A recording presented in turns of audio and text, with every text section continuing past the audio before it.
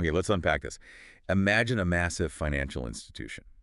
You might picture vaults, traders, maybe a big corporate HQ. But who are the real foot soldiers?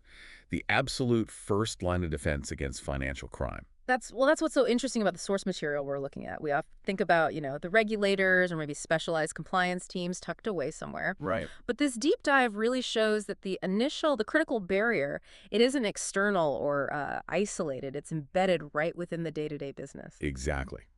So today, we're diving deep into what's called the first line of defense in these institutions, our mission. Pull out the most important insights from the material. What does this first line actually mean? Who's in it? Mhm. What do they really do? The surprising challenges they face, and crucially, why they're absolutely vital for keeping the financial system safe. Get ready for maybe a bit of a perspective shift. This isn't just rules and regs. It's about the people you interact with. And the sources are very clear on this. They define the first line of defense as consisting of the core operational and business units within a financial institution. Okay, so um, not the folks writing the policies or auditing the books then? No, not primarily. These are the people making deals, serving customers, building products. Precisely. Think sales teams, relationship managers, customer service reps, the operations staff processing transactions, even the teams developing new banking apps or services. Wow, okay. Their defining characteristic, as the material really emphasizes, is that they are embedded within the business units. They are the business, essentially, and they are the first line. That makes sense. I mean, they're right there where the action happens, aren't they? Exactly. But if their main job is, let's say, selling a product or helping a customer, how does fighting financial crime sort of fit into that day-to-day? Well, that's where their core responsibility comes in. Their primary role isn't just to do the business, but to own and manage the risks that are inherent in their specific day-to-day activities. Every transaction, every new client, every product carries potential risks, including financial crime risks. Ah, okay. So it's about weaving risk management into the actual business process itself, Yeah. not just an add-on. Exactly. Their key responsibility is making sure that their business activities align with the organization's, established policies, its procedures, and its overall appetite for risk. Right. And the sources highlight why they're uniquely positioned for this. It's because they have that direct real-time contact with customers, with transactions, with the data flow. Because they're the ones actually onboarding the client, maybe seeing the transaction details pop up, getting that information firsthand. Yes, that direct interaction is, well, it's everything. It puts them in a prime position to identify emerging risks, maybe spot behavior that seems a bit off. Suspicious. Yeah, suspicious behavior, and to enforce the controls right there at the point of entry or activity. Their decisions, even small ones, directly influence the organization's exposure to financial crime risk. Okay, so they own the risk in their specific area. Yeah. What what actions do they actually perform then to manage that risk and act as this first line? What does it look like in practice? Well, the material breaks down several key activities. They are the ones actually implementing the internal policies and controls Okay. that might be designed by those second-line compliance or risk teams we mentioned earlier. So like if a policy says get 2 forms of ID, the person at the branch or the person helping you online is the one making sure that actually happens. That's a perfect example, yeah. They perform the critical customer due diligence, or CDD, Right. including the Know Your Customer or KYC procedures. This is often, like, literally the very first gate you encounter when you try to become a customer. Right. Filling out the forms, providing documents, maybe answering questions about where your money comes from is the first line, gathering and checking all that. Often, yes. They're initiating and managing that whole process. And crucially, they're also responsible for identifying and then escalating any unusual or suspicious activity they encounter. Okay, so they flag it. They flag it, yeah. Huh? They escalate it to the specialized financial crime teams or the second line. They also have to maintain accurate records of these interactions and transactions, which is, vital for any investigative trail later on. Makes sense. And they support the training and awareness efforts by, well, staying informed themselves and applying that knowledge in their work. So they're not just doing their core job description, they're also acting as the eyes and ears, the sort of initial filter for the whole organization. Precisely. The sources describe their function as acting as a critical barrier, a barrier against things like money laundering, fraud, sanctions breaches, or even insider threats. Right. They are the ones most likely to see those early warning signs because they're on the ground, Right. in the flow of business. You mentioned the second and third lines earlier. How does this first line actually interact with those other layers? It sounds like it has to be a team effort, but with like really different roles. Oh, it absolutely is. It's a layered model, often called the three lines model or three lines of defense. Okay.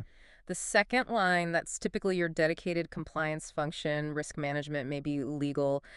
They are the ones who design the frameworks, they write the policies, build the tools, provide the oversight. So they set the rules of the game, basically. Kind of, yeah. And they monitor and test whether the first line's controls are actually working effectively. Okay, got it. And the third line. The third line is internal audit. They are, and this is important, entirely independent. Their role is to conduct these comprehensive reviews of both the first line's activities and the second line's oversight functions. Ah, so they check everyone. Pretty much. They check the overall effectiveness of the institution's entire governance and risk management system, making sure the whole thing works as intended. So let me see if I've got this right. First line does the hands-on work, manages risks daily. Second line provides the structure, the rules, the monitoring. Third line comes in independently and checks if everyone's doing what they're supposed to. That's a really good summary, yeah. The dynamic is that the first line implements the controls and processes guided by the second line's framework. Right. And if the third line, during an audit, identifies a weakness or an issue, it's often the first line that's responsible for actually implementing the corrective actions needed. Okay, that makes a lot of sense how the pieces fit together. Yeah. And I imagine clear communication between all three lines is just non-negotiable. Oh, absolutely essential. The sources really stress that collaboration and communication are key for the model to function properly. Everyone needs to understand their role and how they fit into that bigger picture. Yeah, definitely. So these first line folks, they're wearing multiple hats then, Good. doing their core business job and managing risk. That sounds, well, challenging. What are the biggest pressures or hurdles they face doing that? The material points to a major one, and it's probably quite intuitive. It's balancing their core business objectives, things like driving growth, acquiring customers quickly, processing transactions fast. Yeah. Balancing that with their crucial risk mitigation responsibilities. Oh, I can see the tension there immediately. Yeah, Like the pressure to close a deal fast might conflict directly with needing to do really thorough due diligence on a new client. exactly that. There can be immense pressure, sometimes explicit, sometimes implicit, to prioritize speed and volume, which can, if it's not managed really carefully, lead to shortcuts or, gaps in following the proper procedure. Which defeats the whole purpose. Right. And the sources highlight that overcoming this really requires a strong risk-aware culture throughout the organization. It has to start with clear support from the top, from leadership. So it's not just about having processes written down. It's about the actual environment they work in day to day. Very much so. What are some of the best practices mentioned in the material? Things that help the first line navigate these challenges successfully? Several key strategies stand out in the sources. One is embedding risk awareness directly into performance metrics and incentive structures. Ah, okay. So reward them for being careful too, not Yeah. just for sales. Exactly. If someone is only rewarded for hitting sales numbers, well, the risk aspect might naturally get neglected, right? But if managing risk effectively is part of their evaluation, their bonus structure, whatever, it changes the dynamic. Makes it part of their job description in a real way. Right. Other best practices include ensuring that the policies and procedures aren't just, sitting in a manual somewhere. They need to be practical, user-friendly, clearly communicated to the staff who actually have to do the work. Makes sense. Frequent targeted training is also crucial, making sure the training is actually relevant to their specific role and the risks they genuinely face day to day, not just generic stuff. Yeah.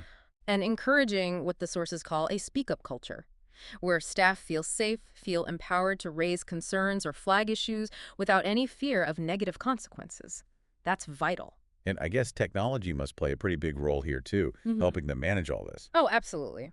The sources definitely mention automated tools as a key enabler. Technology can really streamline those due diligence processes. It can reduce manual errors. To take some of the burden off. Yeah, exactly. It can provide real-time alerts when something looks unusual, guide staff through complex workflows, offer decision support tools. It helps them do their compliance tasks more efficiently and hopefully more effectively, reducing that tension we talked about between speed and safety. This really paints a picture of the first line being absolutely critical, like not just a bureaucratic box-ticking exercise for compliance.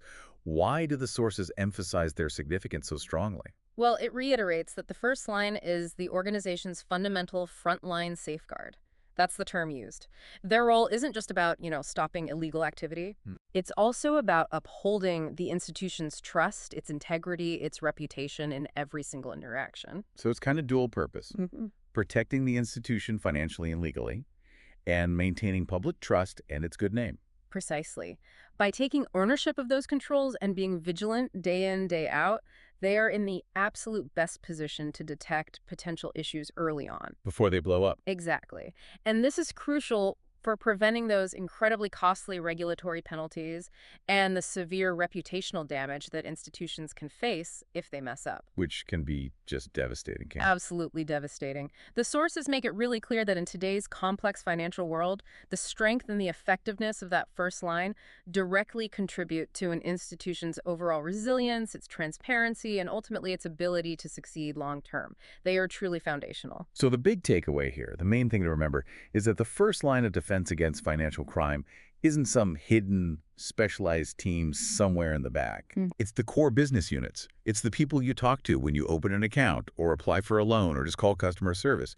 They're right there on the front line, managing risk every single day and acting as an absolutely essential barrier. They are the critical eyes and ears, the first point of contact, making these vital decisions constantly that protect not just their own institution, but really the integrity of the entire financial system. So knowing that the everyday customer service rep or the salesperson or the operations staff you interact with at a financial institution, knowing they are specifically trained and responsible for spotting and managing these financial crime risks. How does that awareness maybe change the way you, the listener, view those interactions? And thinking about it, does knowing that prompt you to think about any responsibility you might have in ensuring transparency during those interactions? Something to think about.